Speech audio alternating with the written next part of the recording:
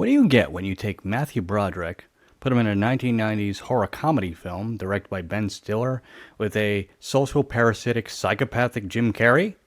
Hi, I'm Wolfman Sam. This is Movies in a Nutshell, and this is Cable Guy.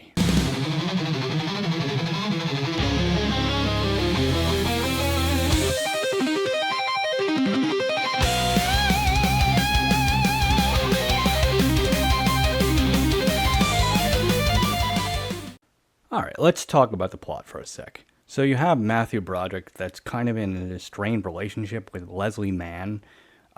He kind of popped the question a little too early, thus kind of getting kicked out of his apartment. He is currently in an apartment by himself, and he is waiting on a cable guy, played by Jim Carrey. And we meet Jim Carrey for the first time, and immediately he is an odd duck, almost kind of making sexual references to hooking up with Cable.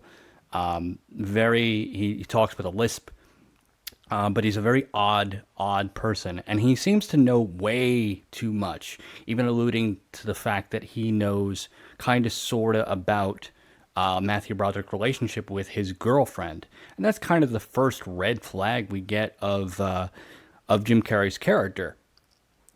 But as the movie goes on, the two become friends. They go to medieval times, which kind of brings me back to being a kid. See, I used to go to medieval times all the time as a kid. I distinctly remember watching the joust and enjoying the joust and all that stuff.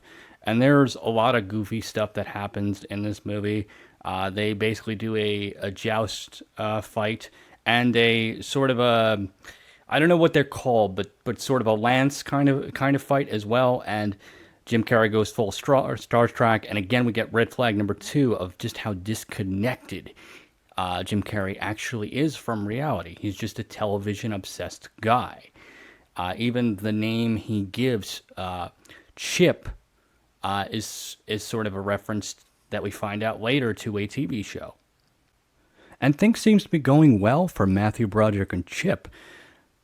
But then we realize after Chip throws a party with a karaoke machine that Jim Carrey's Chip had bought for Matthew Broderick, we learn that a girl there happens to be a prostitute that Chip hired. And we then learn how psychopathic and how clingy Chip really is, as he tries to, quote-unquote, win Matthew Broderick back by buying his estranged girlfriend free cable. But when Matthew Broderick tries to break it off with Chip, it only comes back to bite him in the ass, as we learn that not only does he try to sabotage Matthew Broderick's workplace with his boss by playing this video which he had recorded, but it's revealed that the karaoke machine that he bought at the party, Chip bought at the party, was stolen, and Matthew Broderick is thrown in jail. And once Matthew Broderick's character Steve is out of jail, Jim Carrey's Chip takes it upon himself to basically go after his family, turning Matthew Broderick's character's own family against him, but taking it even further by kidnapping his girlfriend and taking him up to the satellite which they had met previously. And this is where the climax of the film goes. It's a fight in the rain, and Chip, knowing that there's no hope left, tries to commit suicide, but fails, and ironically takes out television all across town.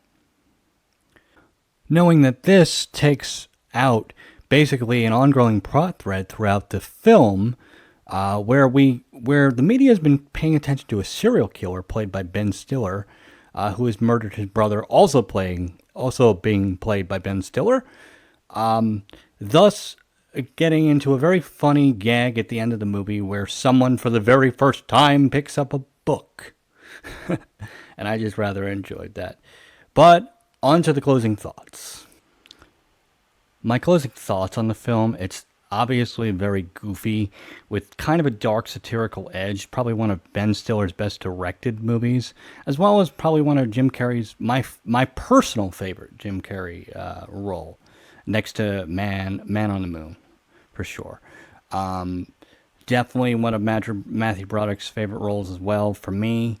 Definitely kind of timely. I love the line that Chip says, you can play Mortal Kombat with a friend in Vietnam or do your shopping at home. This kind of alluding to the internet, kind of, sort of, in a way, for the 90s. But with that said, I've been Wolfman Sam. This has been Movies in a Nutshell. And this concludes our broadcast day.